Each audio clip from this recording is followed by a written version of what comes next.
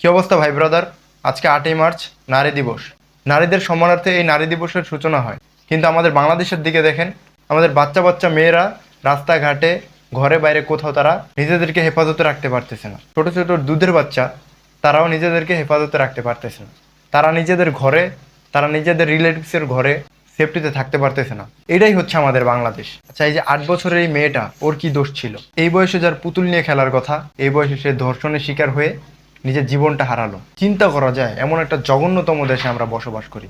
নিজেকে ছেলে বলতেও লজ্জা লাগে যে আমি একটা ছেলে। একটা ছোট একটা মেয়ে, দুধের বাচ্চা, তারে আমরা সেফটি দিতে পারি না। বাক প্রতিবন্ধী মেয়ে, তারে আমরা সেফটি দিতে পারি না। বুড়া বুড়া বাইনচোদ আছে, কিছু কিছু মাদার চোদ আছে, ওরা ছোট ছোট বাচ্চা মেয়েদেরকে ছাড় দেয় না, ওরা নিজেরা ধর্ষণ করে।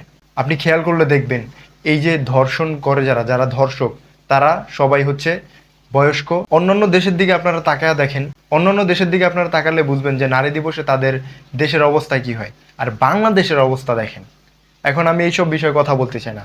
এখন আমি কথা বলতে চাই যারা দ্বিতীয়বার করে দেশ স্বাধীন করছে, মানে আমরা যারা জেনারেশন জোমার আছি, আই মিন জেনজি, যারা এত কিছু করলেন, এত কিছু করে দেশটা স্বাধীন করলেন, তারা আজকে কোথায়? ওই পর্যন্ত দেশের কোনো উন্নতি হবে না, যেই পর্যন্ত ধর্ষকদের মৃত্যুদণ্ড না দেওয়া হবে সেই পর্যন্ত দেশ ঠিক হবে না। সবকিছু বাদ, আমরা তো এখনো প্রকাশ্যে তাদের কোনো শাস্তি দিতে দেখলাম না।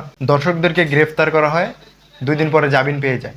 এভাবেই চলতেছে বাংলাদেশের অবস্থা। যারা ধর্ষক, এদেরকে কি করা উচিত জানেন? তাদের সুপারি গুঁড়াগুলোর শাপলা চত্বরে টানায় রাখা, আর মানুষে কি রাস্তাঘাট দিয়ে যাইবো আর হলো পাথর মারবো। কি হইতেছে ভাই?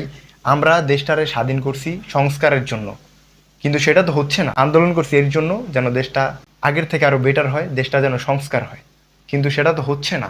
সব দিক দিয়ে সংস্কার হলেও এই দিকটা আমাদের সংস্কার করা লাগবে। আর এই যে যেই মারান এগুলো আসছ না, শাহবাগী, যারা যারা শাহবাগী যায়া তোরা এই যে আন্দোলন করো, সিগারেট খাওয়ার, গাঞ্জা খাওয়ার, স্বাধীনতা চাস, তোরা নিজেদেরকে সুশীল ভাবোস, তোরা নিজেদেরকে দায়িত্বশীল ভাবোস, তোরা চুতমারানিরা আজকে কোথায়?